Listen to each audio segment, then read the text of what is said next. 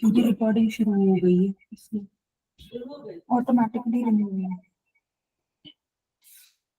खुद अपने आप। सेकेंड सत्र में आप सभी का स्वागत है। हमारे बीच में श्री के तिवारी जी उपस्थित हो गए हैं, जो सेकेंड सेमेस्टर के सेकेंड सत्र के हमारे फैकल्टी हैं और सेमेस्टर 4 के स्टूडेंट हैं। हमारे बीच में मुन्नी त्रिपाठी जी उपस्थित हो गई, जो सेमेस्टर 4 के स्टूडेंट हैं, उनका स्वागत है। हमारे बीच में सुधा पाठक जी उपस्थित हो गई हैं, सेमेस्टर 4 के स्टूडेंट हैं और समवाय फाउंडेशन के प्रमोटर हैं। हमारे बीच में और अन्य कोई शायद अभी कोई ज्वाइन किया है क्या इसमें? नहीं, तो हम लोग शुरुआत करते हैं। आज जो है के तिवारी जी हार्ट, देखिए हम लोग सेकंड सेमेस्टर में हम लोग आ गए हैं, सारे उसी के विषय हम लोग चयन कर रहे हैं। अब हम लोग जो है वर्तमान में सेमेस्टर 2 में हार्ट बीएचबी से हार्ट चैप्टर जो हम लोग कार्डियोवास्कुलर सिस्टम है उस पर चर्चा करने जा रहे हैं। तो तिवारी जी आपका स्वागत है, आप अपनी बात शुरू करिए। रुक्मिणी जी ने पिछले सत्र में बहुत बढ़िया पढ़ाया, सब लोगों ने तारीफ किया होगा और मुझे भी अच्छा लगा। और तिवारी जी तो भी अच्छा पढ़ाते हैं और सभी सेमेस्टर 4 के हमारे यहाँ अधिक हैं नेचुरली, सेमेस्टर 4 के सबसे अधिक स्टूडेंट हैं, तो नेचुरली उनकी क्षमता का आकलन हम लोग करना चाहिए और क्षमता बढ़नी भी चाहिए, अब दिखनी चाहिए, क्योंकि चौथे के बाद जो है ये चौथा वही समझ लीजिए कि इस समय आप जो है 20-21 साल में है और भी आपने पढ़ा है। उन्होंने रेखा जी ने बढ़िया से बताया पूरा 21 से 28 वर्ष की उम्र वाला पूरा हाल। तो चलिए स्वागत है आपका और शुरुआत हम लोग करते हैं। मैं शेयर कर देता हूँ, आपको क्या शेयरिंग चाहिए? आप जो आपने बनाया भेजा है वो मैं शेयर करने का प्रयास करता हूँ, हो जाता है तो मैं करूंगा। ठीक है। अरविंद सर को प्रणाम और सारे साथियों को प्रणाम। मैं स्क्रीन शेयर करता हूँ थोड़ा।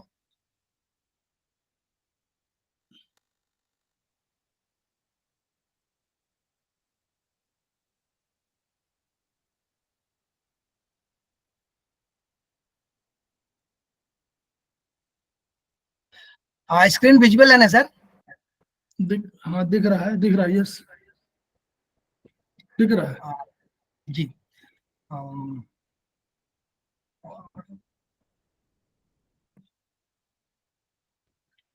पढ़ने में आ रहा सबको, कोई दिक्कत तो नहीं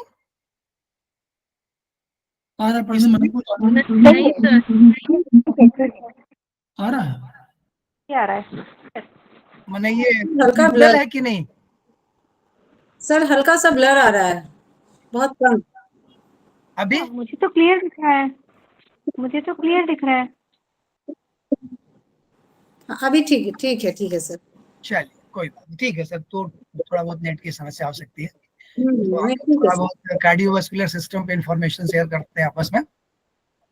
हम लोगों ने जीआईटी में देखा था कि जो स्मॉल इंटेस्टाइन है वहां से फैटी एसिड, अमीनो एसिड और ग्लूकोज ये एब्जॉर्ब होते हैं और ये ब्लड में चले जाते हैं। इसके साथ ऑक्सीजन और ये सारी चीजें सर्कुलेट होती हैं ब्लड में।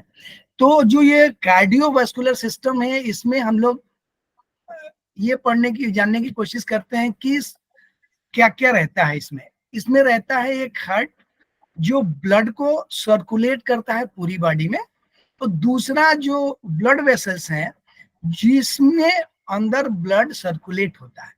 सर्कुलेट करने के लिए जो प्रेशर जनरेट करता है वो है हार्ट, और जो जिसके अंदर सर्कुलेट होती है उसको बोलते हैं ब्लड वेसल्स। हार्ट एक पंप की तरह है। पंप का कार्य ये है, हम लोग पंप किसको बोलते हैं? पंप वो है जो किसी भी तरल पदार्थ को निम्न स्तर से उच्च स्तर को ले जाता है, या हम लोग ये बोल सकते हैं कि वो मैकेनिकल एनर्जी को या इलेक्ट्रिकल एनर्जी को प्रेशर एनर्जी में कन्वर्ट करता है। तो प्रेशर क्रिएट कैसे होता है सिस्टम में, ये जानने की जरूरत है, थोड़ा जानेंगे। तो हम लोग ये समझ गए कि हार्ट और ब्लड वेसल्स दो मुख्य पार्ट है कार्डियोवास्कुलर सिस्टम के। इसमें सर्कुलेट क्या होगा? वो होगा ब्लड, जो हम लोग पिछली बार पढ़े थे थोड़ा कि ब्लड क्या है। तो ब्लड के बारे में हम लोगों ने जानने की कोशिश की। ब्लड की प्रॉपर्टी हम लोग उस बार पढ़े थे, एक बार रिवाइज करते हैं कि हमारे शरीर में ह्यूमन बॉडी की का 7.7% जो है वेट का ब्लड अमाउंट होता है। ब्लड की जो अमाउंट होता है वो 7.7, ये मान के चल सकते हैं अप्रॉक्स 5 लीटर होगा। और ब्लड का पीएच 7.4, मतलब कि ये क्षारीय है, अल्कलाइन है। और ब्लड का जो कलर है, जब वो आर्टरीज में जाता है, जिसको हम लोग धमनी बोलते हैं, तो वो ऑक्सीजन युक्त होने के कारण स्कारलेट रेड दिखता है, और वेन में कार्बन डाइऑक्साइड होने के कारण ये पर्पल रेड दिखता है।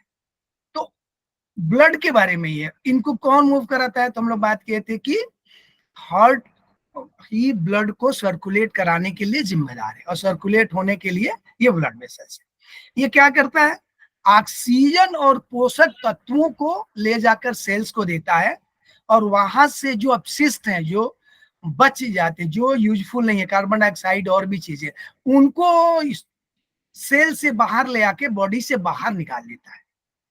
ब्लड ले किसको जाता है, ऑक्सीजन को और पोषक तत्व को।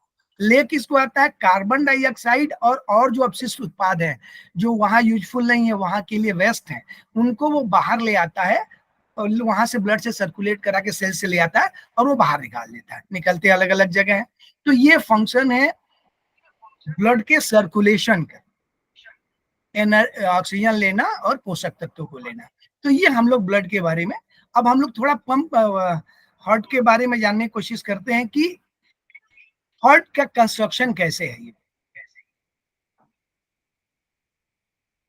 हमारे शरीर में जो हार्ट है ना, वो कहाँ पे है ये देखते हैं। ये देखिए, मानव शरीर में हार्ट की जो लोकेशन है वो यहाँ दिखती है। जो लोकेशन है हार्ट की वो ये दिखाई दे रही है। हार्ट दोनों लंग्स के बीच में सेंटर में थोड़ा लेफ्ट की तरफ झुका हुआ, ये हार्ट है।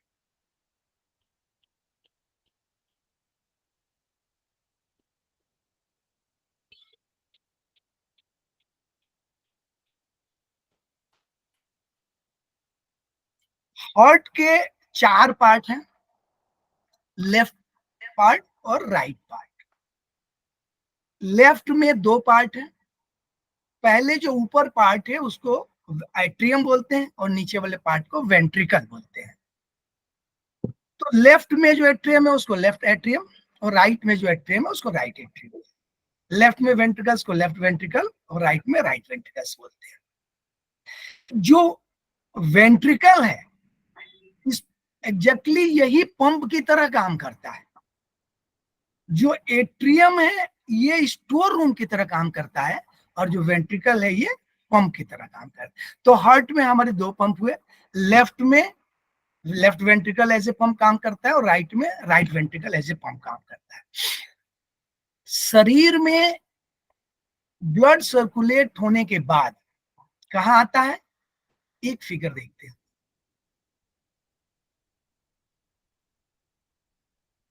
ये थोड़ा इस तरह जानने की कोशिश करते हैं। ह्यूमन बॉडी से ब्लड, डीऑक्सीजनेटेड ब्लड या कार्बन डाइऑक्साइड युक्त ब्लड, ह्यूमन बॉडी से ब्लड वेसल से वेना कवा में आता है। इंफीरियर वेना कवा और सुपीरियर वेना कवा।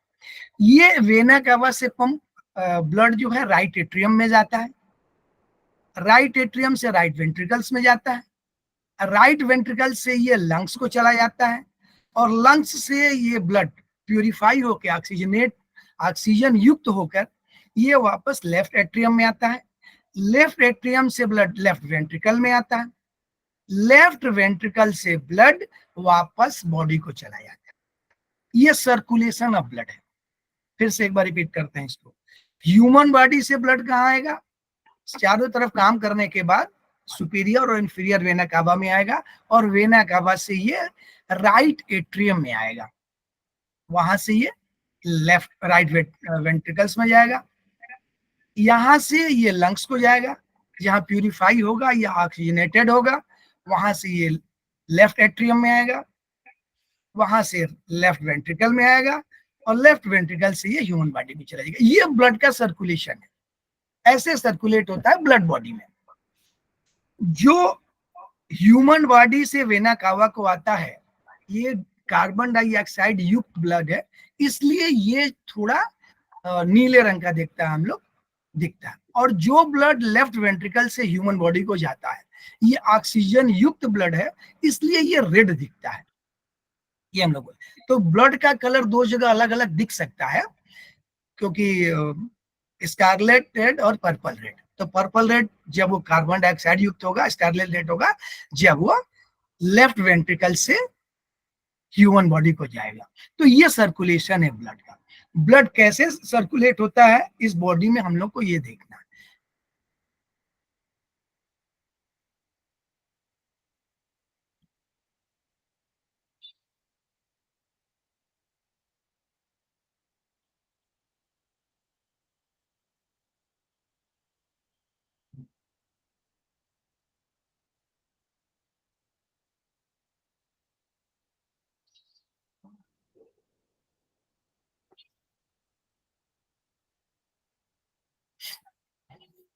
ये पिक्चर दिख रही है ना? दिख रही है। यस। यस ब्लड का एक स्कीमेटिक डायग्राम है, इसको सेक्शन बोल सकते हैं, जगह जगह सेक्शन क्या हुआ है। तो ये हम लोग देखें कि ये जो दिख रही है सुपीरियर वेना कावा, यहां से ब्लड राइट एट्रियम में, ये लोकेशन में ब्लड इंटर करता है। ये ब्लड कौन सा होगा? जिसमें ऑक्सीजन कम होगा या नहीं होगा, मिनिमम होगा, कार्बन डाइऑक्साइड युक्त ब्लड है। डीऑक्सीजनेटेड ब्लड भी बोल सकते हैं या अशुद्ध भी बोलते हैं, लेकिन एक्चुअली अशुद्ध है नहीं, कार्बन डाइऑक्साइड होने के कारण इसका कलर आता है। इसको इस कलर से दिखाया गया, थोड़ा ब्लू कलर से। तो ये सुपीरियर वेना कावा से ब्लड राइट एट्रियम में इंटर करता है। यहां से ब्लड राइट वेंट्रिकल्स में एंटर करता है। तो this is the right atrium, this is the right ventricle. यहां से ब्लड इस रास्ते से मूव करता हुआ पल्मोनरी आर्टरी से मूव करता हुआ लंग्स को चला जाता है। यहां तक जो ब्लड होता है वो कार्बन डाइऑक्साइड युक्त होता है। और जब ये लंग्स को जाता है तो लंग्स से ये ब्लड प्यूरिफाई होके, मीन्स ऑक्सीजनेटेड ब्लड, जिसमें ऑक्सीजन की परसेंटेज ज्यादा होगी, वो ये पल्मोनरी वेन से लेफ्ट एट्रियम में एंटर करता है। इसलिए इसका कलर रेड दिखा रहा है, क्योंकि ऑक्सीजनेटेड है। और लेफ्ट एट्रियम से ये ब्लड मूव करता है, लेफ्ट वेंट्रिकल्स में जाता है। और लेफ्ट वेंट्रिकल से इस ब्लड को मूव का रास्ता ये है, यहां से ये रोटा में चला जाता है। ये मूवमेंट, ये पाथ बनता है ब्लड के सर्कुलेशन का। थोड़ा और जानने की कोशिश करते हैं हम लोग।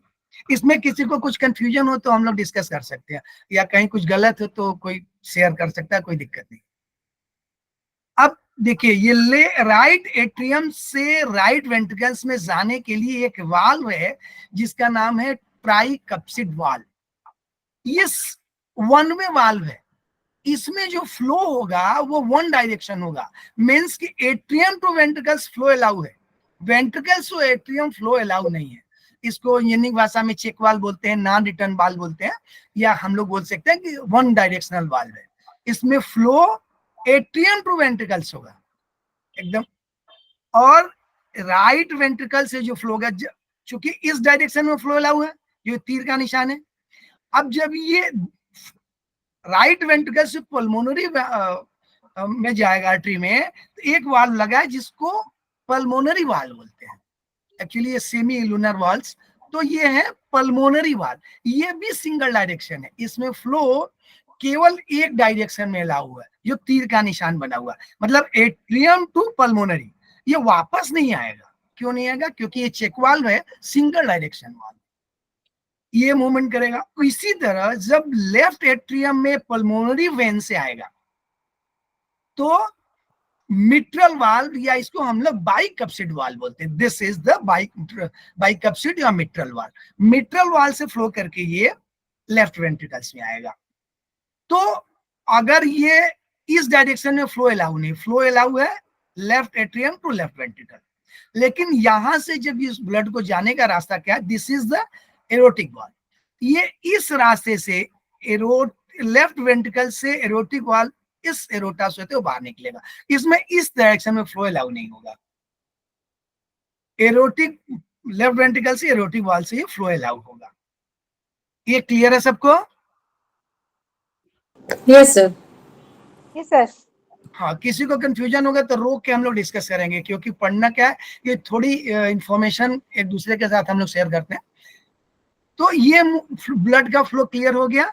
फिर से मैं रिपीट करता हूं, सुपीरियर वेना कावा से right atrium, right ventricles, pulmonary valve के थ्रू पल्मोनरी आर्टरीज, लंग्स, फिर pulmonary vein, left atrium, left ventricle, aortic valve, aorta, ये मूवमेंट करता है, ये ब्लड का मूवमेंट होता है। इसमें एक चीज और जानना है, जो आर्टरी होती है उसमें प्योर ब्लड चलता है, और जो वेंस होती है उसमें इम्प्योर मीन्स कार्बन डाइऑक्साइड युक्त ब्लड का सर्कुलेशन होता है। लेकिन ये पल्मोनरी आर्टरी एक ऐसी आर्टरी है अपवाद के रूप में कि जिसमें डीऑक्सीजनेटेड ब्लड मूव करता है। आर्टरी इसलिए है क्योंकि इसका प्रेशर हायर है, ये पंप से जाता है लंग्स को, ये खुद फ्लो नहीं करता, ये पंप इसको प्रेशराइज करता है। तो ये आर्टरी मतलब ये वेंस की तुलना में मोटी होगी, ये प्रेशर बियर करने की कंडीशंस में होगी, हम लोग सिंपल भाषा में समझ सकते हैं। तो पल्मोनरी आर्टरी ऐसी आर्टरी है जिसमें अशुद्ध रक्त बहता है, अशुद्ध मतलब कार्बन डाइऑक्सीजन युक्त।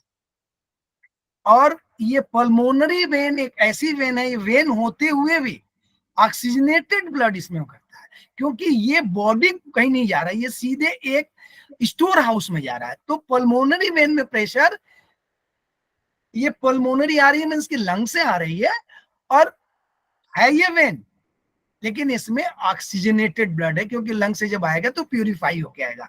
तो ये क्वेश्चन रहता है बीच में कि कौन सी आर्टरी है जिसमें अशुद्ध रक्त बहता है और कौन सा वेन है जिसमें शुद्ध रक्त बहता है, क्योंकि नॉर्मली वेन में अशुद्ध रक्त बहता है। सर तो हाँ सर मैं सुधा पाठक बोल रही हूँ। सर ये जो एक्सेप्शन बताया, ये होल बॉडी में सिर्फ हार्ट में ही होता है, पाया जाता है, यहीं पे है, सिर्फ हार्ट में है।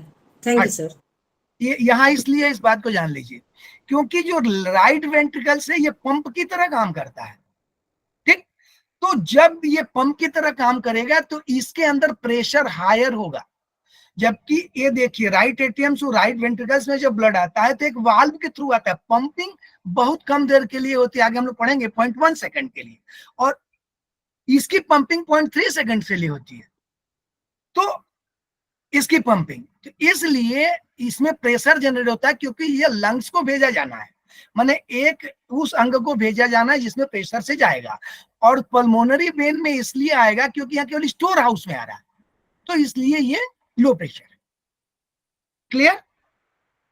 ठीक है सर। सर मेरा क्वेश्चन कुछ और था, मैंने ये जानना चाहा कि आपने जो बताया कि आर्टरी में हमेशा प्योर ब्लड रहता है, यस। और में इम्प्योर, लेकिन यहाँ हार्ट के फंक्शन, हार्ट के सिचुएशन में अलग है, जस्ट इसका ऑपोजिट है। पर्टिकुलर हार्ट मतलब पर्टिकुलर पल्मोनरी आर्टरी और पल्मोनरी वेन, इसमें अंतर है और कहीं नहीं। और पूरे बॉडी के आर्टरी और वेन सब सेम रहेगा? नहीं है, एक नॉमेनक्लेचर है। नॉमेनक्लेचर में जब साइंटिस्ट ने अपना देखा तो उन्होंने ये एक चीज कर दिया कि जो भी हृदय से बाहर जाएगा वो आर्टरी कहलाएगी, और जो हृदय में आएगा वो वेन्स कहलाएगी। तो इस नॉमेनक्लेचर के हिसाब से वही सही है। आर्टरी वो हुई जो हार्ट से बाहर जा रही है, चाहे अपने शरीर में जा रही हो चाहे वो लंग्स में जा रही हो। लेकिन बाय द वे लंग्स में जाने वाला अशुद्ध रक्त था, इसलिए उसको भी आर्टरी तो कहा गया लेकिन पल्मोनरी कह दिया गया, क्योंकि पल्मोनरी माने वो लंग्स को जा रही है। तो इसलिए पल्मोनरी जो आर्टरी हुई उसमें अशुद्ध रक्त हुआ, और जो शरीर में जा रहा है, शरीर से हार्ट में जा रहा है, वो वेन्स कहलाई।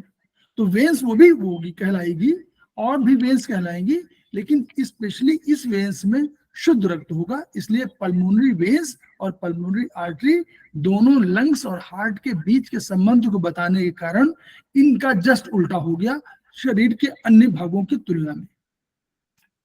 ठीक है सर, थैंक यू। आगे चला जाए? जी हाँ सर। अब इसको फिर एक बार और इसमें जानने की कोशिश करते हैं। राइट एट्रियम में जब ब्लड आता है तो ये लो प्रेशर जोन है, और जब इसमें ब्लड भर जाता है तो ये प्रेशर, थोड़ा प्रेशर से ये राइट वेंट्रिकल्स का ये ट्राइकैप्सिड वाल्व खुल जाता है, और इसका 70% ब्लड प्रेशर से, माने जो इसका वजन है, माने स्टैटिक प्रेशर जिसको हम लोग बोलेंगे, उससे ये राइट वेंट्रिकल में आ जाता है। इसीलिए राइट एट्रियम केवल 0.1 सेकेंड के लिए सिस्टोल होता है। चलिए उस सिस्टोल को भी समझेंगे हम लोग लेफ्ट वेंट्रिकल। तो इसमें एक चीज और जानना है, इसको थोड़ा जानने यहाँ पर समय देते हैं। इसमें क्या है कि एक तो ये हम लोग समझिए कि ये ब्लड का मूवमेंट कैसे होता है, दूसरी चीज इसमें क्या करना है। अब ये होता क्या है, इसमें जो साइकिल थोड़ा वो पढ़ लें कार्डियक, सर हम लोग इसको पढ़ते हैं, थोड़ा सिलेबस बाद में कंप्लीट कर लेंगे, है ना। तो थोड़ा पढ़ने की कोशिश करते हैं इसको हृदय के संचालन के बाद। ये कार्डिक मसल्स है जो फाइबर ब्रांचेड है, फाइबर ब्रांच है इसमें, तो ये एकजुट होकर कॉन्ट्रैक्ट और रिलैक्स होते हैं हार्ट की मसल्स। कैसे फंक्शन होता है ये जानते हैं एक बार। हार्ट का जो साइकिल होता है वो 0.8 सेकंड का होता है। कितना? 0.8 सेकंड। और हार्ट का दोनों एट्रियम एक साथ, इसमें दो एक्टिविटी होती है, एक सिस्टोल एक डायस्टोल। सिस्टोल का मतलब कि वो संकुचित होता है, कॉन्ट्रैक्ट होता है, और डायस्टोल का मतलब है कि वो रिलैक्स होता है, एक्सपेंड होता है। तो जब वो कॉन्ट्रैक्ट होता है उसको हम लोग सिस्टोल बोलते हैं, और एक्सपेंड होता है उसको डायस्टोल बोलते हैं। तो जब ये इसमें ब्लड भर जाता है तो ट्राइकैप्सिड वाल्व से उसे राइट वेंट्रिकल्स में आना है।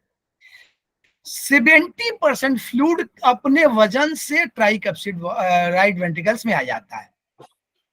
राइट एट्रियम 0.1 सेकेंड के लिए सिस्टोल होता है, माने कॉन्ट्रैक्ट होता है, इसको टाइम लगता है, देखिए 0.7 सेकेंड तक ये रिलैक्स कंडीशन में रहता है, डायस्टोल कंडीशन में एट्रियम। और ये सिस्टोल होता है, मतलब संकुचन होता है 0.1 सेकेंड के लिए। तो 0.1 सेकेंड में इसमें जितना भी ब्लड होता है वो राइट वेंट्रिकल्स में आ जाता है, राइट वेंट्रिकल्स में आ जाता है, ये राइट वेंट्रिकल्स में आ जाता है 0.7 सेकेंड के लिए। यही एक्टिविटी सिमेट्रिकल सेम टाइम, जिस समय ये सिस्टोल होगा उस समय ये भी लेफ्ट एट्रियम भी सेम टाइम सिस्टोल होगा, और यही एक्टिविटी होगी और ये भी लेफ्ट एट्रियम, और ये 0.1 सेकेंड के लिए भी होगा। तो right atrium and left atrium एक साथ सिस्टोल होते हैं, राइट वेंट्रिकल और लेफ्ट वेंट्रिकल एक साथ सिस्टोल होते हैं। ये इनकी एनाटॉमी, मतलब दोनों एट्रियम एक साथ सिस्टोल होंगे और दोनों वेंट्रिकल एक साथ सिस्टोल होंगे। ये 0.1 सेकेंड के लिए सिस्टोल होंगे दोनों, और ये 0.3 सेकेंड के लिए सिस्टोल होंगे। ये ध्यान रखना है। राइट एट्रियम सिस्टोल कितने देर के लिए होगा? 0.1 सेकेंड के लिए। राइट वेंट्रिकल कितने देर के लिए सिस्टोल होगा? 0.3 सेकेंड के लिए। तो सिस्टोल की जो एक्टिविटी है वो 0.4 सेकेंड है, 0.1 एंड 0.4। लेकिन हार्ट के जो साइकिल है वो 0.8 सेकेंड की है। तो कैसे होता है? ये 0.1 सेकेंड सिस्टोल होने के बाद इसमें ब्लड भर जाता है, और जब ये भर जाता है 0.1 सेकेंड बाद, तो ये राइट वेंट्रिकल्स 0.3 सेकेंड के लिए सिस्टोल होगा, और ये इससे ब्लड मूव कर जाएगा। एक्टिविटी कितनी हुई? 0.1 एंड 0.3, 0.4, मतलब 0.1 इसका सिस्टोल है और 0.3 इसका सिस्टोल है। ये भी 0.1 सेकेंड सिस्टोल होगा और ये भी 0.3 सेकेंड सिस्टोल होगा। तो एक्टिविटी तो हुई, लेकिन हार्ट के साइकिल 8 सेकेंड की, क्योंकि राइट एट्रियम में ब्लड भरता है 0.7 सेकेंड तक, या लेफ्ट एट्रियम भरता है 0.7 सेकेंड तक। तो रेस्ट की स्थिति भी हुई। तो 0.4 सेकेंड जब ये दोनों, ये सिस्टोल हुआ फिर ये सिस्टोल हुआ, तो 0.4 सेकेंड जो बचा वो डायलिस्टोल टाइम है एक साथ। इसको ध्यान दीजिएगा। राइट एट्रियम कितनी देर सिस्टोल होगा? 0.1। राइट वेंट्रिकल्स कितनी देर सिस्टोल होगा? 0.3। तो एक्चुअल सिस्टोल टाइम 0.4 हुआ, इसका 0.4 और 0.4 सेकंड जो बैलेंस है उसमें ये दोनों डायस्टोल होंगे। मतलब 0.4 सेकंड का ऐसा टाइम है जिसमें चारों के चारों एक साथ डायस्टोल होंगे। चारों एक साथ सिस्टोल नहीं होंगे, लेकिन चारों एक साथ डायस्टोल में जाएंगे। राइट एट्रियम 0.1 और राइट वेंट्रिकल्स 0.3, तो 0.4 के लिए सिस्टोल हुए और बचे हुए 0.4 के लिए डायस्टोल हुए। यही एक्टिविटी होती है। तो राइट उसको आराम की दशा कह लीजिए, उसको काम की दशा कह लीजिए, तो थोड़ा वो हो जाएगा। आप आराम अधिक करते हैं और काम कम करते हैं, ये उसका अर्थ है। बाकी लोगों को क्लियर हुआ कि नहीं? यस सर, यस सर, बहुत अच्छे से सर। हाँ, ये मैं बार बार रिपीट कर रहा हूँ क्योंकि ये जानना हम लोग के लिए, मतलब जब आगे हम लोग थोड़ा और पढ़ेंगे तो इसको भी, मतलब किसी को वो तो मैं इसको फिर से रिपीट करूँ। अच्छा, क्लियर है सबको? Yes yes sir. ओके, तो हम लोग मूव करते हैं। अब एक एक्टिविटी ये देखिए, जब ये सिस्टोल होता है डायएट्रियम, ये सॉरी राइट वेंट्रिकल जब सिस्टोल होता है तो ब्लड का फ्लो किधर होना है? पल्मोनरी वाल्व में होना है। ट्राइकप्सिड वाल्व को बंद हो जाना है, ठीक। तो जब यहां प्रेशर क्रिएट होगा तो ये वाल्व बंद हो जाएगा। कौन सा? ट्राइकप्सिड। जब ये ट्राइकप्सिड वाल्व बंद हो जाएगा तो एक साउंड क्रिएट करेगा, वो साउंड होगा लब। जो हार्ट का पहला साउंड क्रिएट होगा वो राइट वेंट्रिकल्स के सिस्टोल होने पे ये वाल्व बंद हो जाएगा, जो ट्राइकप्सिड वाल्व है। तो यहां पर एक साउंड क्रिएट होगी लब, जो हार्ट का फर्स्ट साउंड है,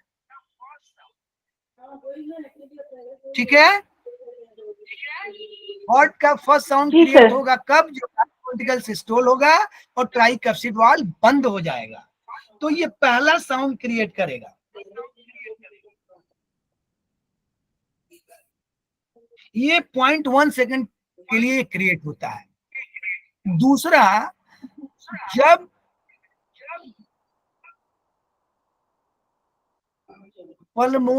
जब लंग्स की तरफ ये जाना बंद हो जाएगा फ्लूइड, दूसरी कंडीशन, जब ये वेंट्रिकल राइट वेंट्रिकल सिस्टोल होके पल्मोनरी वाल में फ्लूइड भेजता है तो पल्मोनरी वाल में फ्लूइड नहीं आना है, पल्मोनरी वाल से वापस नहीं आना है। तो जब ये लंग्स प्रेशर क्रिएट करेगा पल्मोनरी वेन में ब्लड भेजने के लिए, तो यहां जब प्रेशर क्रिएट होगा वापस न आने के लिए, तो ये वाल बंद हो जाएगा। कौन सा? पल्मोनरी वाल। जब ये पल्मोनरी बंद हो जाएगा तो एक दूसरी साउंड क्रिएट होगी। ये कब क्रिएट होगी? जब ब्लड इधर से आना फ्लो करेगा, माने उल्टा आने की कोशिश करेगा। कहां से? पल्मोनरी आर्टरी से राइट वेंट्रिकल्स में आने की कोशिश करेगा, उल्टे डायरेक्शन में। तो ये पल्मोनरी वाल बंद हो जाएगा। जब ये पल्मोनरी वाल बंद हो जाएगा तो एक दूसरी साउंड क्रिएट होगी, डब। हार्ट में ये दो साउंड होता है। डॉक्टर स्टेथोस्कोप से ये साउंड सुनने की कोशिश करता है, यही वो सुनता है कि आवाज आ रही है कि नहीं, लब और डब। हम लोग हिंदी में धक धक और जो भी बोलते हैं वो यहीं से क्रिएट होती है। फर्स्ट साउंड कहां से क्रिएट होगी?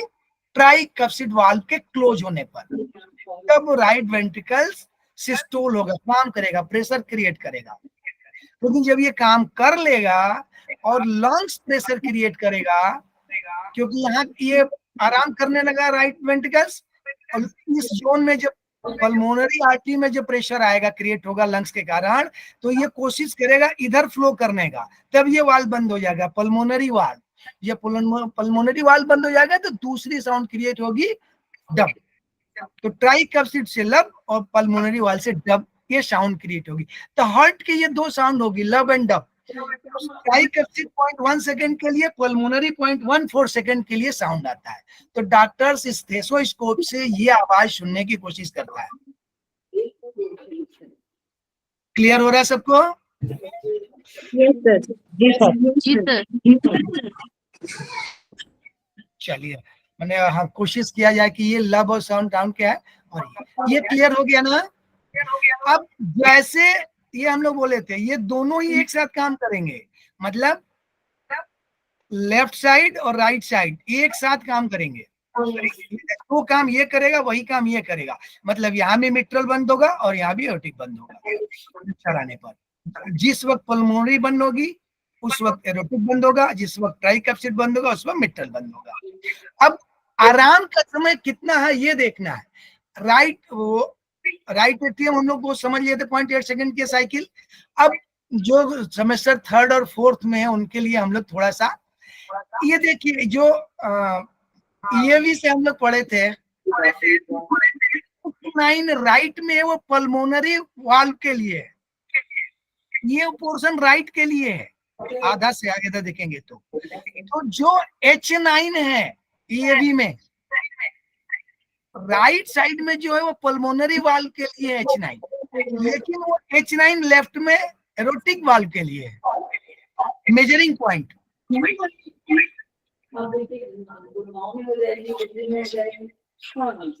शायद सेकंड सेमेस्टर वालों को थोड़ा ये होगा, चलिए थोड़ा सा मैंने लिख लिया था।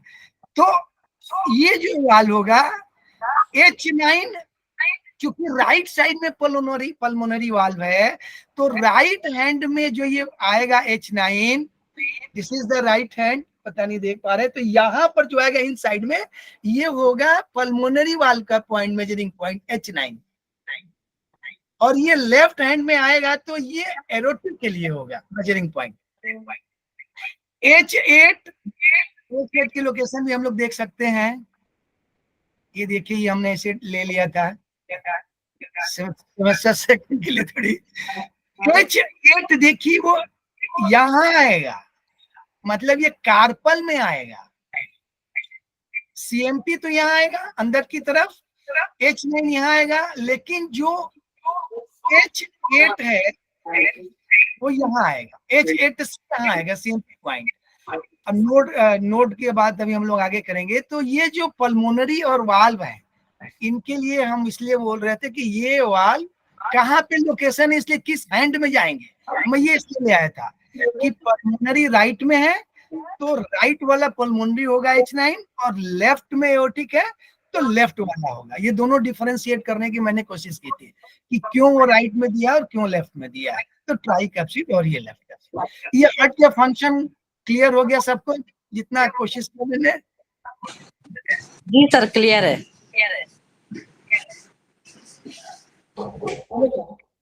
अब थोड़ा हार्ट में इलेक्ट्रिकल सिग्नल को हम लोग जानने की कोशिश करते हैं कि ये जो सिस्टोल या डायस्टोल होता है इनका, वो इलेक्ट्रिकली कैसे होता है।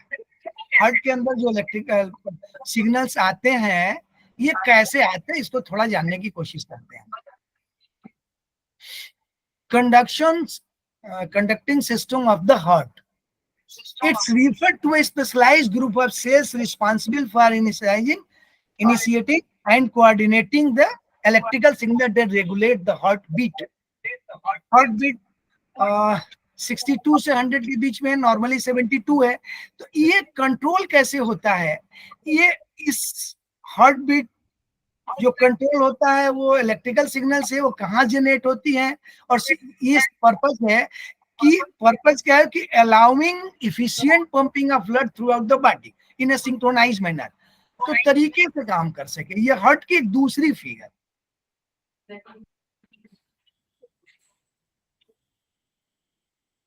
सर बोलिए सर, ये हार्ट बीट और वो साउंड बताया था आपने, लव एंड डव, ये दोनों जी, क्या दोनों में डिफरेंस है? फिर से रिपीट करें उसको। सर आपने बताया ना हार्ट बीट जी, हार्ट बीट पे डिस्कस कर लेंगे हम लोग, पहले वो साउंड आपको क्लियर हो गया? हाँ, मैं जितना समझा है क्लियर हो गया। ठीक है। हार्ट बीट का मतलब ये है कि ये जो एक्टिविटी देखिए 0.8 सेकंड में हार्ट की एक साइकिल होती है, करेक्ट? Yes sir. एक साइकिल जो हार्ट कंप्लीट करता है 0.8 सेकंड में करता है।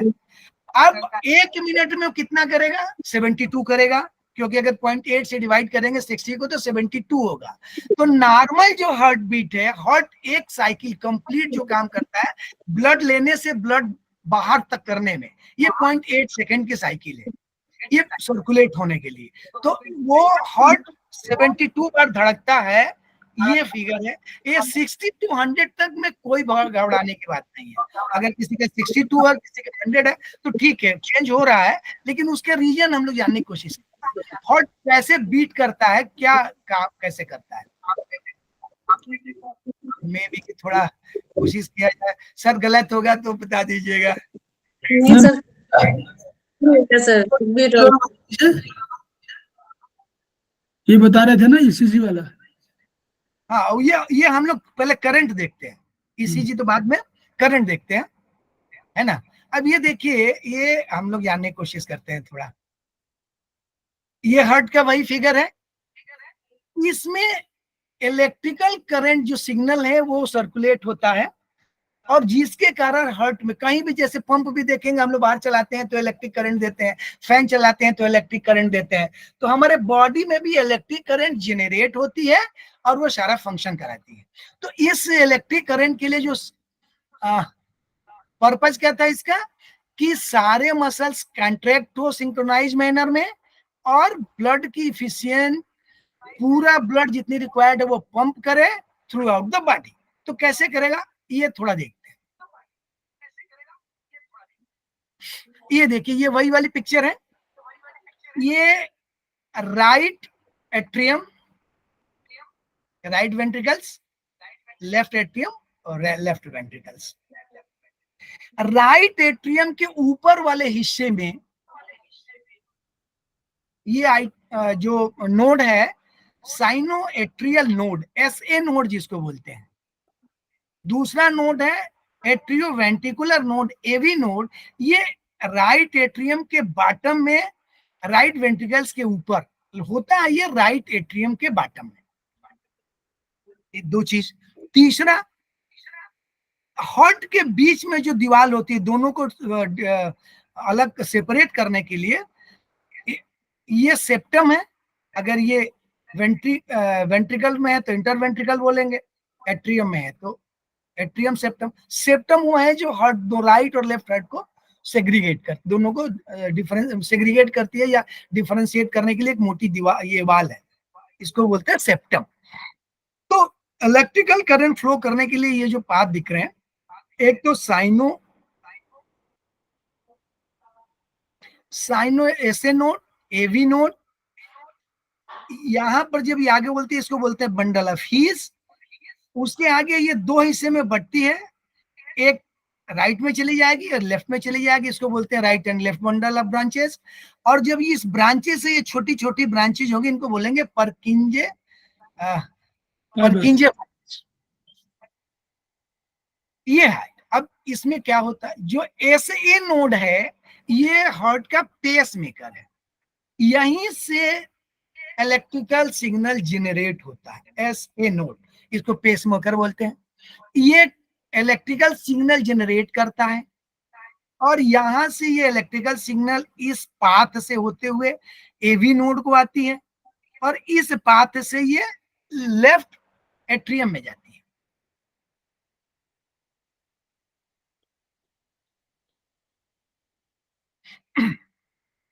क्लियर हुआ? मैं फिर से अभी करता हूं sir. SA node pacemaker है जो इलेक्ट्रिकल सिग्नल जनरेट करता है, खुद जनरेट करता हार्ट खुद, और ये ट्रांसमिट करता है। ये पाथवे है,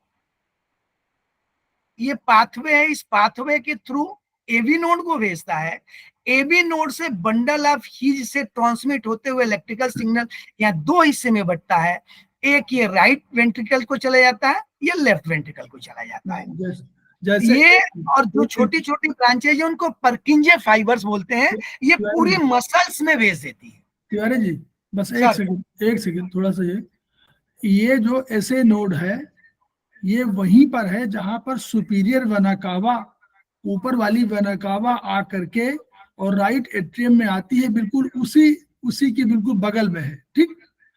अब उसके बाद नीचे आपने बताया, तिवारी जी ने बताया कि नीचे जो ये वाला सेप्टम है, इसी सेप्टम में राइट एट्रियम में है, दोनों वाल्व दोनों ऐसे नोड और एवी नोड दोनों ही राइट एट्रियम में स्थित है, ये ध्यान रखिएगा, नंबर 1। अब जहां पर जब इतने हार्ट ने ये जो है इलेक्ट्रिक करंट जनरेट करता है, तो यहाँ पर एक बम्बार्डमेंट होती है, जिसको मान समझ लीजिए, उसको बम्बार्डमेंट बोलते हैं। अब वो यहाँ पर हुई तो यहाँ से 2 करंट, यहाँ एक करंट दाहिनी तरफ से, ये दाहिना तरफ है, और एक करंट बाईं तरफ से यहाँ पर आकर चली, कहाँ के लिए, ऐसे वो एवी नोड की तरफ चली। उसी तरह एक हल्के से, ये देखिए चूंकि करंट है ना, इसलिए ये जो हमारा सेप्टम है, एक इसको क्रॉस करते हुए और ये बंडल ऑफ हिज वगैरह होते हुए चली। अब चूंकि हार्ट तो पूरा दोनों यहाँ भी है यहाँ भी है, तो यानी सारी मसल से बनी हुई है और सिंक्रोनाइज्ड मसल से बनी हुई है, यानी जाल की तरह है कि एक जाल के एक पॉइंट को टच करेंगे तो पूरा जाल जो है एक साथ फंक्शन कर लेगा। तो इसलिए यहाँ पर छोटी छोटी तमाम वो है जो करंट को जनरेट, मतलब डिस्ट्रीब्यूट करेंगी। तो जनरेशन यहाँ से हुआ, ये डिस्ट्रीब्यूशन एरिया है सब। तो इस डिस्ट्रीब्यूशन एरिया में अनेक छोटी छोटी हैं, और यहाँ 2 आपका बंडल ऑफ हिज, जो बंडल ऑफ हिज के बाद यहाँ पर राइट बंडल ब्रांच और लेफ्ट बंडल ब्रांच यहाँ बनते हैं। जो लेफ्ट चला गया वो लेफ्ट बंडल ब्रांच हो गया, और राइट चला गया तो राइट बंडल ब्रांच हो गया। और यहाँ छोटी छोटी फाइबर्स को कहा गया परकिंजे फाइबर्स, और उन परकिंजे फाइबर्स के माध्यम से वो करंट सब पूरे हार्ट में फैला, ताकि जो काम जनरेट कर रहे हैं, जो काम हो रहा है, वो खून का दौड़ाव, वहां से ट्रांसफर, मूवमेंट, वो सब ठीक से होता रहे। ठीक, आगे। ये जो एबी नोड है, ऐसे नोड से जो इलेक्ट्रिकल सिग्नल आता है वो इसके थ्रू, ये गेटवे है आगे जाने के लिए। एबी नोड क्या है? गेटवे है आगे जाने के लिए। तो एबी नोड एक काम और करता है, जो इलेक्ट्रिकल सिग्नल ऐसे नोड से आता है उसको डिले कराता है, थोड़ा रोकता है। रोकता इसलिए है कि वो इंश्योर करता है कि लेफ्ट राइट एट्रियम का पूरा या लेफ्ट एट्रियम का पूरा ब्लड वेंट्रिकल्स में चला जाए। तो एवी नोड का एक पर्पज ये है कि एक तो वो गेटवे है, उसके थ्रू होके जाती है बंडल है इसमें, और ये थोड़ी देर डिले कराता है इलेक्ट्रिकल सिग्नल को, ये इंश्योर करने के लिए कि एट्रियम्स का ब्लड वेंट्रिकल्स में पूरी तरह से चला जाए। तो ये इलेक्ट्रिकल सिग्नल है, ये 225 मिलीसेकंड का पूरा साइकिल है। इलेक्ट्रिकल सिग्नल यहां से लेके परकिंजे फाइटर से पूरा काम करने में 225 मिलीसेकंड है। खैर एक नोट है, मतलब ये बहुत वो नहीं है, तो ये काम होता है। तो ये करंट के जो इलेक्ट्रिकल सिग्नल है, इनके फ्लो होने का पाथ है। तो हम लोग ये नॉर्मली ये जानते हैं कि राइट साइड में पेस मेकर है, और ये एस ए नोड को देखिए, यहाँ एस ए नोड है या एवी नोड है। अब एक जगह और अपने को ले चलते हैं हम, ये देखिए यहां पर H7A मेजरिंग पॉइंट है, ये एवी नोड का एमपी है 7A, और 8A ये 6A एसए नोड का मेजरिंग पॉइंट है। ये ईएवी वाला है डॉक्टर वाल वाली के हिसाब से। तो एसए नोड का ये पॉइंट है और एवी नोड का ये पॉइंट है, ये जानबूझ के मैंने ले आया था। ऐसे वही ऐसे नोट के लिए आपको H6A का H6A लगाना पड़ेगा, उसको टोन करना पड़ेगा। और ये हमारा पेसमेकर का काम करता है 6A पॉइंट जो है। हाँ, 6A पॉइंट पेसमेकर है। जब हाँ जी। आपको कहीं भी पल्स की कोई प्रॉब्लम होगी और कम आ रही होगी, तो आप उसी को 6A को टोन करेंगे। जी सर। राइट में जी। सर ये जो है सो मेगा मेरिडियन पर आएगा, ये पॉइंट मेगा मेरिडियन ये पर आएगा। हार्ट मेरिडियन है। अच्छा कहाँ आएगा देखना चाह रही? आएगा, ये जगह है, ये जगह दिखाई पड़ रही है, ये है, ये 6A आएगा। ऐसा है इन साइड में ही आएगा। और ये देखिए ये पॉइंट है 7 के पास, ये 6 7 तो यहाँ पर आएगा इस जगह पर। लेकिन ठीक सर इसमें तो यंग साइड दिखा रहा है। नहीं नहीं, वो दिखाने के लिए चूंकि यांग साइड इसलिए दिखा रहे हैं क्योंकि बोन्स पे दिखा रहे हैं ना वो। ये देखिए लिखा हुआ है पामर साइड, ये नहीं, ये इसलिए दिखा रहे हैं क्योंकि हमारे पिक्चर में भी हम लोगों ने पामर साइड लिखा हुआ, देखिए ना। हाँ, डॉक्टर वॉल ने कहा ठीक है, बोन्स ठीक है। की साइड दिखाया, तो बोन्स की साइड में दिखाया, लेकिन अल्टीमेटली जब लगाएंगे तो आप यहीं लगाएंगे, पीछे नहीं लगाएंगे, याद रखिए। डॉक्टर वॉल ने कभी ये नहीं कहा कि आप इन साइड में लगाकर यांग साइड में लगाएं, वो केवल इसलिए पामर साइड में दिखाया क्योंकि ये बोन्स पे उसकी सिचुएशन बता रहे हैं। ये जो हड्डी यहाँ पर आ रही है, ये वाली हड्डी, ये देखिए यहीं पर हड्डी आ रही है, ये जो 6A का हड्डी अंदर, तो अंदर लगाना या इन साइड में है, ध्यान रखिए।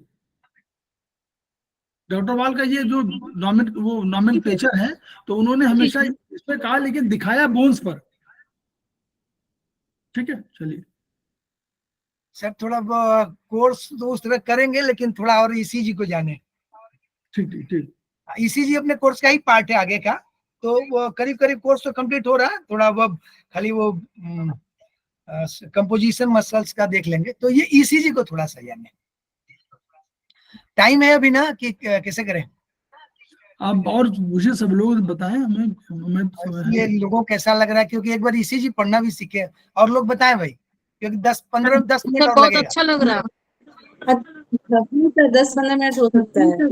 कंटिन्यू किया जाए। बिल्कुल सर। जी सर, जी सर। Yes sir. चलिए, तो थोड़ा इसको हम लोग एक बार करते हैं, ईसीजी को जानने की कोशिश करते हैं। जो करंट है ना बॉडी में, जो फ्लो होती है इलेक्ट्रिकल करंट, उसको रिकॉर्ड करने का जो सिस्टम है, क्योंकि हमारी बॉडी में फ्लूइड है और स्किन है, ये सब में करंट फ्लो होती है। हमारा बॉडी जो है करंट का गुड कंडक्टर है, करंट उसमें फ्लो अच्छे से करती है। तो इस इलेक्ट्रिकल एक्टिविटी जो हार्ट की है, उसको पेपर पे रिकॉर्ड करना, graphical registration of electrical activity of heart is called electrocardiogram.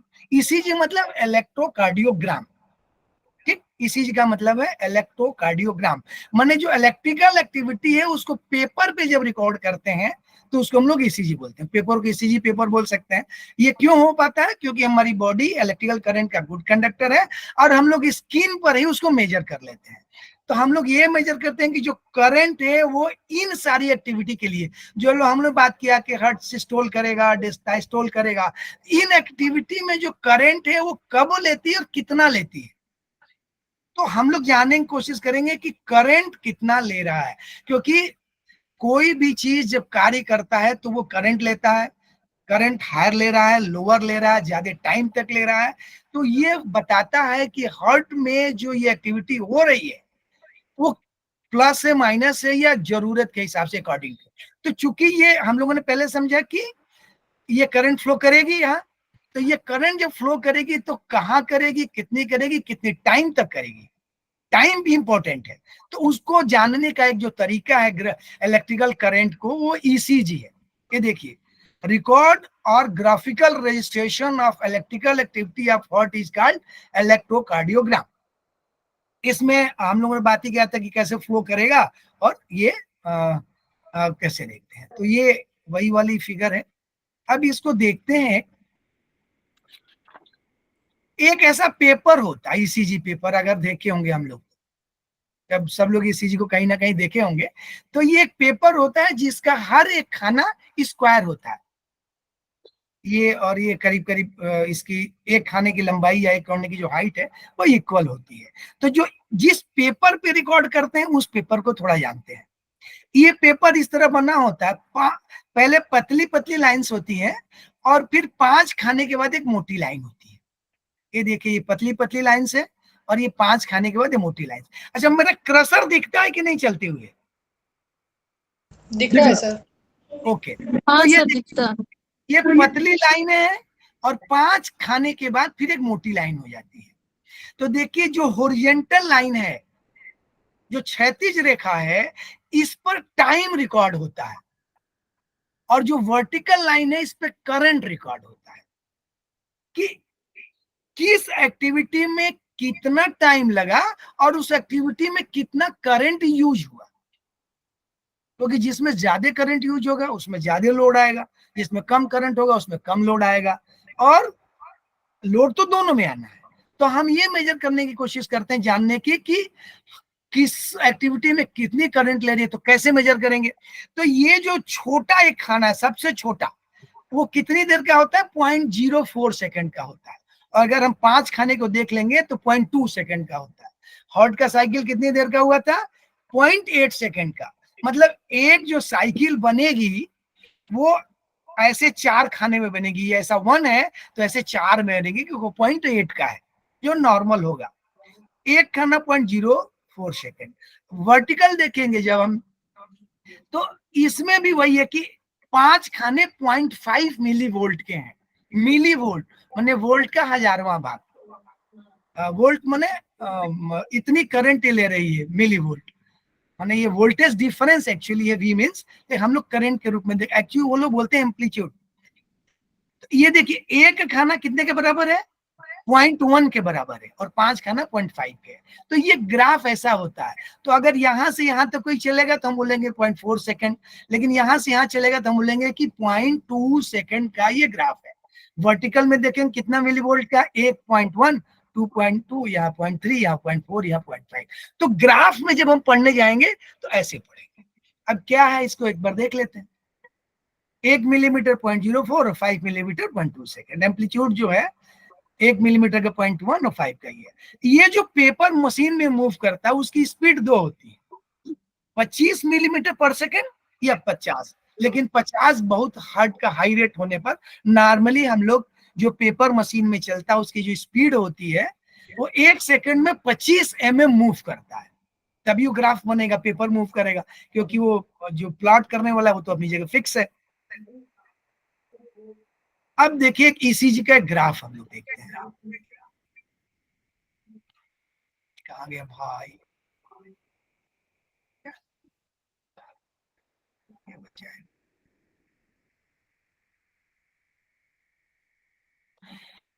ये ग्राफ है एक ईसीजी का, इसको थोड़ा हम लोग जानने की कोशिश करें। ग्राफ में देखिए पॉइंट कितने हैं? पी, क्यू, आर, एस और टी। तो इस 5 वेव को अगर हम लोग जानने की कोशिश करेंगे तो पहला पी, पहले हर्ट में क्या होता है? सबसे पहले जो एट्रियम है वो सिस्टोल होता है। सिस्टोल मतलब कि कॉन्ट्रैक्ट होता है, वो ब्लड को वेंट्रिकल्स में भेजता है। तो ये पी वाला एरिया है, ये वो सिस्टोल को दिखाता है। जब एट्रियम ब्लड को सिस्टोल होके वेंट्रिकल्स में भेजेगा तो जो करंट टाइम और करंट होगी वो ये पी को दिखाता है। कितना लगेगा? 0.1 सेकंड लगेगा, और जो इसका एम्पलीट्यूड होगा वो 0.1 से 0.12 मिली वोल्ट होगा।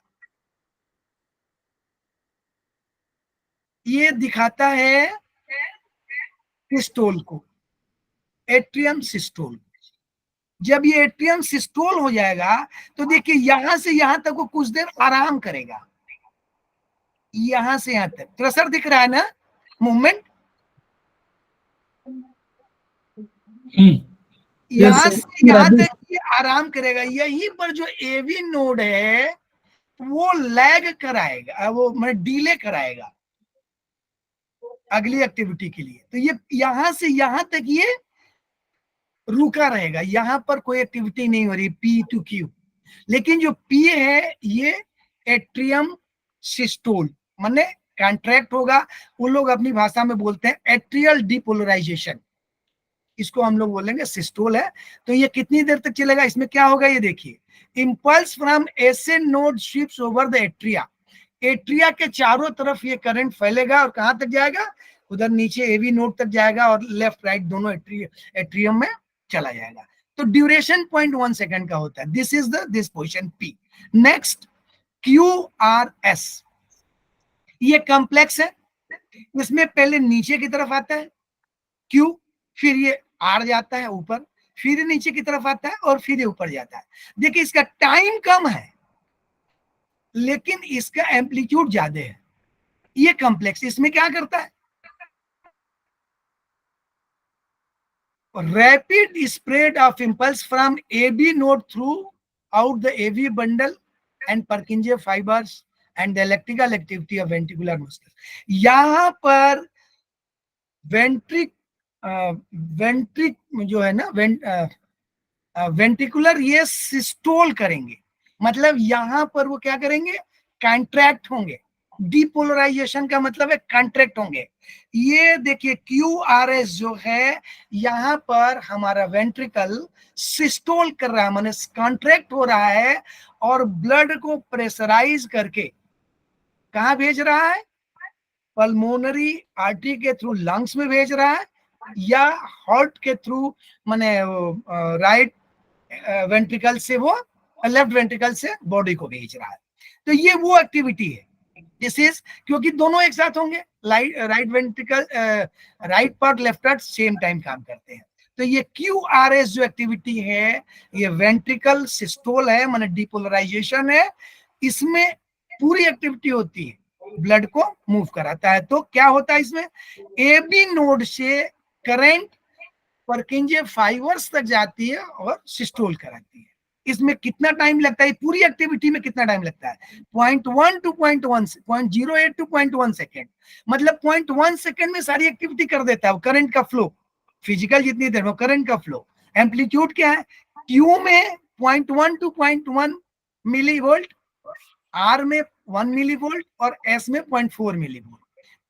ठीक, तो यहां से यहां तक की एक्टिविटी है एट्रियम सिस्टोल, ये था ये ventricle systole, sorry, P atrial systole और this to this ventricular systole. और T एक वेव है, T जो क्या करता है, रिपोलराइजेशन। जब ये वेंट्रिकल यहाँ सिस्टोल हो जाएंगे, कंट्रैक्ट हो जाएंगे, तो थोड़ा टाइम के बाद ये वापस आराम करेगा, रिलैक्स करेगा। तो जो T है ये वापस रिलैक्स कंडीशन है, रिपोलराइजेशन बोलते हैं। इसमें इसको टाइम मिलेगा, करंट के लिए टाइम 0.2 सेकेंड और एम्पलीट्यूड जो होगा 0.3 मिलीवोल्ट। तो ये T रिपोलराइजेशन है, माने रिलैक्स है। P एंड QRS ये दोनों सिस्टोल है, कंट्रैक्शन है, ये एट्रियम का, ये वेंट्रिकुलर का। ये ग्राफ है, इसको और देखते हैं, थोड़ा जानने की कोशिश करते हैं। इसमें थोड़ा क्लियर हुआ, किसी को कुछ जानना है, फिर से इसको बताएं, क्योंकि नहीं सर, आप पढ़ेंगे तो जब तक कई बार प्रैक्टिस नहीं, क्योंकि हम लोग के सामने ग्राफ आएगा। सर अभी तो क्लियर हो रहा है, बाद में पता नहीं याद रहे ना रहे, अभी तो बहुत अच्छे से क्लियर हो रहा है सर। बात सुनिएगा और उसको नोट जब रिकॉर्डिंग सुनेंगे बार बार तो आ जाएगा समझ में अच्छे से। जी सर, ठीक है ना। ठीक है। इसमें जो तिवारी जी ने बहुत बढ़िया बताया पूरा डिटेल में। P से जो T है उसका देखिए शेप, देखिए ये डोम शेप है, दोनों P और T, लेकिन P जो है डोम शेप कम है, छोटा है, और T बड़ा है। तो कभी भी देखिए नॉर्मल, अभी आप पढ़िएगा, नॉर्मल जो है P शेप से अगर T शेप कमजोर हो, T शेप बड़ा है ना, देखिए डोम शेप बड़ा है और ये P वाला छोटा है, अगर T जो है छोटा हो जाए तो प्रॉब्लम। अगर QRS कॉम्प्लेक्स जिसको बोल रहे हैं, अगर इसमें कहीं ऊपर नीचे थोड़ा सा ऊपर जा रहा है, इसका मतलब कि आपका सिस्टोल जो है, जो आप कंप्रेशन है, वो कम जा रहा है। अगर P की अवधि घट जाए, बढ़ जाए यानी हार्ट जो है आपका धीमा काम कर रहा है, और अगर यही P की अवधि घट जाए, टाइम को जो ये टाइम ले रहा है, अगर इसकी घट जाए, इसका मतलब हार्ट आपका तेज काम कर रहा है। तो मतलब आपको ब्रेडिकार्डिया और टैकीकार्डिया जो कंसेप्ट, ब्रेडिकार्डिया माने हार्ट का धीमा चलना, टैकीकार्डिया माने हार्ट का तेज चलना, तो वो सब हो जाएगा। तो ये सब, ये जो देखिए ये बढ़िया बना है चार्ट, इस चार्ट में पूरा मालूम है, तो हमेशा ये देखिए। और टी वेव अगर नीचे चलने लगे, ऊपर की जगह नीचे चलने लगे, तो आप समझ लीजिए कि कहीं कहीं जो उसको बोलते हैं एट्रियल फिल्ट्रेशन, वो क्या एट्रियल जो ऊपर नीचे होता रहता है, कभी हार्ट कभी आपका बढ़ेगा कभी घट जाएगा, तो ये वाला शुरू है टी वेव में। तो ये आपको धीरे धीरे पढ़िए, तिवारी जी जितना पढ़ा रहे हैं उसको केवल शॉर्ट नोट में अपना जब नोट करेंगे तो सुन करके तभी समझ में आएगा, क्योंकि इतना सरल नहीं है, कठिन 10 है। मिनट और 10 मिनट समय और ले लेता हूँ। बोलिए, आप हमसे पूछे, हम इनसे पूछे, हमसे मत पूछे। बाकी लोग बोल रहे हैं इसी को एक्सप्लेन करने का एक थोड़ा सा और है, 10 मिनट और लगेगा। बोलिए। हाँ सर कीजिए सर। जी सर। चलिए तो 10 है। मिनट टाइम और ले लेते हैं। उसी ग्राफ को थोड़ा वो तो एक थोड़ा था, अब इसमें और इलेबोरेट करते हैं कि कैसे होता है। अब ध्यान से देखिए, साइकिल कितने देर की थी? 0.8 सेकेंड की कार्डियक साइकिल थी। तो साइकिल कहां से शुरू हो रही है? यहां से शुरू हो रही है। ये जो देखिए पी के पहले से, या आप देखेंगे यहां से, तो ये देखना है। एक देखिए पी आर इंटरवल एक दिखा रहा है, पी आर इंटरवल नीचे इस कलर में दिखा रहा है। मतलब जब ये एट्रियम का सिस्टोल शुरू होगा, एट्रियम का सिस्टोल इस पॉइंट से शुरू होगा, ये ग्राफ बनेगा, इसमें टाइम लगेगा और ये लैग करेगा। ये यहां पर, यहां देखिए सिस्टोल यहां से यहां खत्म हो जाएगा, लेकिन कुछ टाइम लगेगा और उस टाइम के बाद वेंट्रिकल सिस्टोल शुरू होगा। क्यों यहां है? तो पीआर इंटरवल ये बताता है कि एट्रिया के सिस्टोल शुरू होने से और वेंट्रिकल के सिस्टोल शुरू होने के बीच का कितना समय है। मींस एट्रियम सिस्टोल हुआ, थोड़ा टाइम डिले हुआ और उसके बाद वेंट्रिकल सिस्टोल होना शुरू हुआ। तो एट्रियम सिस्टोल और वेंट्रिकल सिस्टोल, इसके बीच का समय कितना है? कब शुरू होता है एट्रियम सिस्टोल और कब वेंट्रिकल सिस्टोल शुरू होता है? तो इनके बीच को जो टाइम इंटरवल है वो पीआर इंटरवल है। और ये देखिए कितनी देर होता है? 0.1 से 0.2 सेकेंड, 0.12 से 0.2 सेकेंड, इस बीच में ये टाइम आएगा। मीन्स कि यहां से यहां का टाइम क्या आएगा? PR interval. ये क्लियर मैं फिर से एक बार करता हूं। सिस्टोल शुरू होगा किसका? एट्रियम का। तो वो पहला पॉइंट दिस, वो सिस्टोल खत्म हो जाएगा, उसके कुछ देर बाद वेंट्रिकल का सिस्टोल शुरू होगा। तो वेंट्रिकल सिस्टोल कब शुरू हो रहा है और यहां तक का जो समय है, एट्रियम सिस्टोल से लेकर वेंट्रिकल सिस्टोल के बीच का जो समय है स्टार्टिंग, ये है पीआर इंटरवल। और ये टाइम 0.12 से 0.2 सेकंड तक होगा। क्लियर हो रहा है सब कोई बात? जी सर। अगला है आर आर इंटरवल। जैसे ये ग्राफ बना है वैसे ये ग्राफ आगे भी बनेगा। जब आगे बनेगा तो ये आर जहां पे आ रहा है, आर का क्रेस्ट मतलब ऊपर वाला बिंदु, तो यहाँ अब बगल में और ग्राफ यहाँ बनेगा, उसकी बिंदु आएगी। तो दोनों के बीच में जो टाइम आएगा, इस आर और नेक्स्ट कमिंग आर, इनके बीच का जो टाइम होगा वो कितना होगा? 0.8 सेकेंड। तो आर आर इंटरवल, मैंने हम लोग टाइम की बात करें, जो भी इंटरवल की बात कर रहे हैं वो टाइम की बात करें, ध्यान रखना है। तो ये जो इंटरवल है, पहला जो आर दिख रहा है और जो कमिंग आर है जो दिख नहीं रहा, इनके बीच में जो टाइम होगा वो 0.8 सेकेंड है, क्योंकि यही हर्ट का साइकिल है।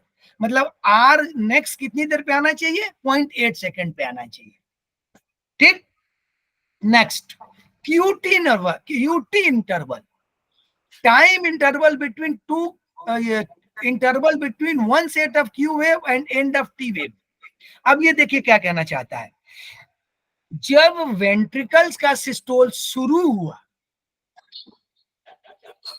सिस्टोल कंप्लीट हो गया, टाइम थोड़ा लैग हुआ और फिर डायस्टोल हुआ। तो वेंट्रिकल सिस्टोल से वेंट्रिकल डायस्टोल कंप्लीट होना, वेंट्रिकल सिस्टोल शुरू होने से और वेंट्रिकल डायस्टोल खत्म होना, माने रिलैक्स हो जाना, इनमें कितना समय लगता है? माने वो शुरू हुआ और कब खत्म हुआ उसका डायस्टोल, माने पूरी तरह से रेस्ट में कब आया, काम शुरू किया और रेस्ट में आ गया पूरी तरह से। ये इंटरवल क्यूटी इंटरवल है। मतलब ये पूरी तरह से वेंट्रिकल्स पे कहता है, यहाँ शुरू हुआ और यहाँ उसका खत्म हो गया, आराम करने आ गया। ये है क्यूटी इंटरवल। ये कितना टाइम हो सकता है? 0.4 सेकंड हो सकता है। From this point two this point QT interval ये 0.2 से 0.4 सेकंड हो सकता है। ये देखिए बहुत वेरिएशन दिया हुआ है, लेकिन किसी का 0.4 होगा तो हमेशा ही 0.4 होगा। इन्हें कि इस बार 0.2 अगले बार 0.4 होगा ना, सबका वही होना है, क्योंकि कोई बाकी चेंज होगा, क्योंकि फ्लेक्सिबिलिटी हर टाइम में दिया हुआ है। ये हो गया। नेक्स्ट है पीआर सेगमेंट। पीआर सेगमेंट एक यहां दिया हुआ है। ये क्या बोलता है कि जब ये एट्रियम डायस्टोल हुआ और वेंट्रिकल सिस्टोल शुरू हुआ, तो दोनों के बीच का टाइम डिफरेंस कितना है। एट्रियल डायस्टोल हुआ, माने सिस्टोल कंप्लीट हुआ, और वेंट्रिकल सिस्टोल शुरू हुआ, इसके बीच कितना टाइम लगता है, इसको पीआर सेगमेंट बोलते हैं। Next is the ST segment. ST segment क्या है, वो ये कह रहा है कि वेंट्रिकल का डायस्टोल माने सिस्टोल हो गया और कितनी देर बाद डायस्टोल स्टार्ट हुआ। This is ST segment. Ventricles का कब सिस्टोल खत्म हुआ और कब उसका डायस्टोल स्टार्ट हुआ, मतलब सिस्टोल खत्म होने से डायस्टोल शुरू होने के बीच में थोड़ा समय लगेगा, वो समय कितना है, तो वो समय 0.8 सेकेंड है। तो ये हर टाइम का एक वैल्यू है कि हम ये जानना चाहेंगे कि कब एट्रियम सिस्टोल हो रहा है, कितनी देर बाद वेंट्रिकल सिस्टोल शुरू हो रहा है उसके, या कितनी सिस्टोल के बाद कितनी देर बाद डायस्टोल शुरू हो रहा है वेंट्रिकल्स। ये सारी चीजें इसमें रीड करना है। तो ये हम इसमें क्या देखना चाहते हैं, हमारे लिए हम इसको पढ़ेंगे तो कि कौन सा सेगमेंट कितना टाइम ले रहा है, दो सेगमेंट के बीच में कहां पे टाइम लैप्स कर रहा है, डिले कर रहा है, और 0.8 सेकेंड है कि नहीं है। जैसे R2R 0.8 नहीं है, तो अगर 0.8 से बढ़ेगा, अगर ये मान 0.8 से चेंज होगा, इसीलिए बोला कि 60 से 72, अगर 0.8 सेकंड में कंप्लीट हो गई साइकिल तो 72 बार दिल हार्ट बीट करेगा। लेकिन अगर ये कम हो गया या ज्यादा हो गया तो धड़कन बढ़ जाएगी, जो नंबर ऑफ बीट है हार्ट बीट वो चेंज हो जाएगी। 60 भी हो सकती है और 100 भी हो सकती है। कोई एक्टिविटी दौड़ के आएंगे तो हार्ट बीट बढ़ जाएगी, तो हार्ट बीट बढ़ जाएगी तो जो साइकिल है ये 0.8 सेकेंड का ही छोटा हो जाएगा। अगर ये बड़ा होगा तो नंबर ऑफ बीट कम हो जाएगी। तो ये तरीका है ईसीजी ग्राफ पढ़ने का। ये देखें, ये देखिए एक रेगुलर ईसीजी ग्राफ है ये। इस ग्राफ को फिर से एक जगह देखने की कोशिश करते हैं। देखिए ये वाला पोर्शन हम लोगों ने पी पढ़ा था, जो एट्रियम सिस्टोल कर रहा है। देखिए थोड़ी देर बाद ये एक्चुअल किसी का ईसीजी है, ये पी है और थोड़ी देर ये रुक रहा है, तब जाके वेंट्रिकल सिस्टोल शुरू हो रहा है। वेंट्रिकल सिस्टोल के बाद देखिए थोड़ी देर रुक रहा है, थोड़ा ग्राफ बन रहा है, और ये टी डोम है जब ये वेंट्रिकल डायस्टोल कर रहा है, तो ये है। और देखिए यहाँ थोड़ी दूर ये लंबा एक टाइम है, डायस्टोल के बाद एक टाइम है, और देखिए इन और इन दो के बीच में ग्राफ में आना चाहिए 0.8 सेकेंड। अलग अलग आ रहा है, अगर देखिए फ्लक्चुएट कर रहा है, ये बहुत सारे अपने को अब उतना क्लियर नहीं है, लेकिन ये तरीका है। इरेगुलर कैसे, वो ये देखिए, इरेगुलर देखिए यहाँ पर जो टी बन रहा है वो इस शेप में बन रहा है, यहाँ पर देखिए पी शेप में, यहाँ पी शेप में, टी का शेप यहाँ ये है, यहाँ टी का शेप ये। तो जब ये अलग अलग टाइम, क्योंकि ये देखिए यहाँ टाइम चेंज हो गया तब टी का, यहाँ टाइम कम हो गया टी का, यहाँ टाइम डिफरेंट हो गया, यहाँ टाइम डिफरेंट हो गया, तो हम ये बोल सकते हैं कि इस हार्ट का जो वेंट्रिकल डायस्टोल है उसका ग्राफ देखिए कितना, यहाँ कम समय ले रहा है और यहाँ ज्यादा समय ले रहा है। मतलब इसके वेंट्रिकल को आराम करने जाने के लिए दिक्कत है, या तो उसको पूरी करंट नहीं मिल रही है या उसको कोई प्रॉब्लम है, क्योंकि करंट से वो काम करेगा, कोई भी एक्टिविटी करेगा। तो ये है, इस तरह यहाँ देखिए, यहाँ मोटा ग्राफ बनता है, टाइम लैगिंग है, बहुत स्लो चल रहा है, यहाँ पर ये मोटा बना, यहाँ पतला बना। तो ये अलग अलग ग्राफ जब बनेगा अलग अलग तरीके से, तो हार्ट के अलग अलग फंक्शन को ये दिखाएगा। ये इरेगुलर है, ये रेगुलर है, ये रेगुलर ग्राफ है जो बन रहा है। इसमें कम डिफरेंस है और इसमें डिफरेंस बहुत है। प्रैक्टिस करेंगे तो हम लोग इसको पढ़ पाएंगे। समय तो हो गया है सर, कुछ कोशिश किया हमने शेयर करने की इंफॉर्मेशन। ये अपने पूरे सिलेबस का है, ये थोड़ा इलेबोरेट किया है हम लोग के सिलेबस में सारी चीजें। और किसी को पूछना है तो पूछ सकता है। बढ़िया रहा, बताइए आप लोग।